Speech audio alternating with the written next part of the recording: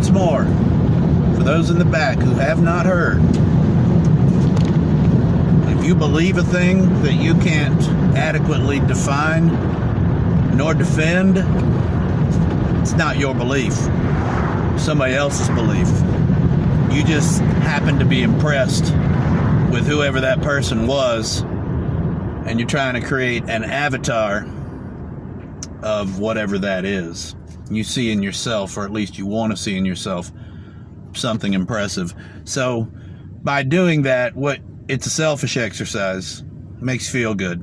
That's why when often these things are implemented and disaster strikes, you don't care. Right now it's happening on the southern border. It's worse now than it's been in 15 years from what they're saying. Big media is not reporting it, of course, because you don't want to hear it. Every last thing in this administration has been a disaster. And so I read yesterday a kid telling us all that billionaires are bad for the economy. And I'm like, okay, I don't think they're bad for the economy. But what part of what a billionaire has are you owed? Well, we need that money, because they're not paying enough.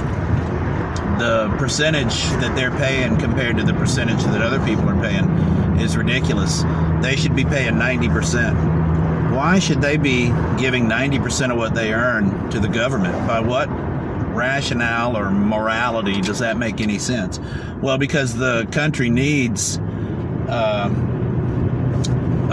well-funded government to keep society basically intact and keep everybody living comfortably and all this.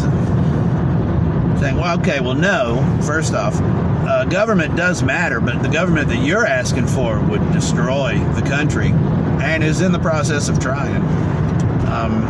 But basically, everything that you're saying is bass-ackwards right now, young man. Government does not create economy. Government destroys economy. Government spends economy. When you invest a bunch of money in government expecting something simple to be accomplished, it's an exorbitant overspending and wasteful, corrupt, and horrible every single time.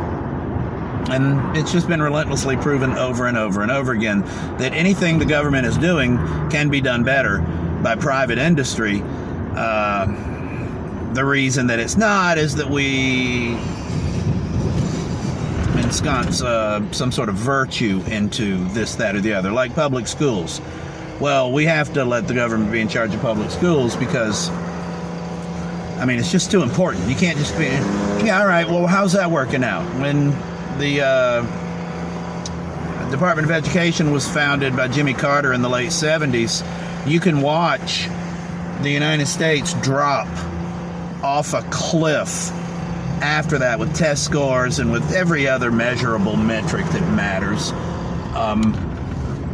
And that's what government gives you, but you don't care about that. Results don't matter because the other thing makes you feel good. And that's the point I'm getting at, is that none of this has anything to do with fixing anything. It has to do with making you feel good about yourself, which is an exercise in narcissism.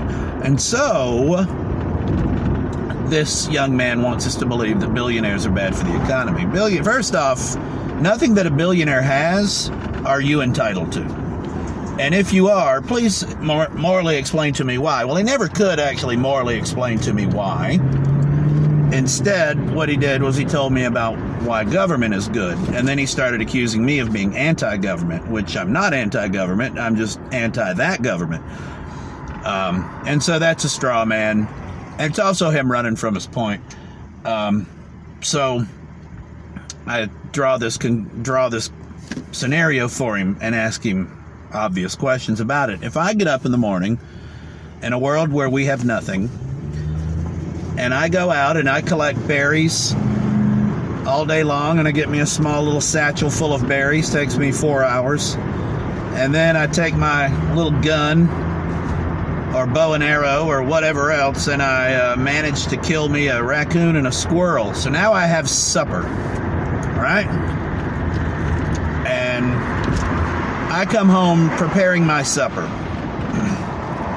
You On the other hand, you did nothing, or you did something else, but you don't have dinner. Whatever it is you did, you don't have dinner. And you and your friend did this thing together, so neither one of you have supper. What part of my supper do I owe you, and why?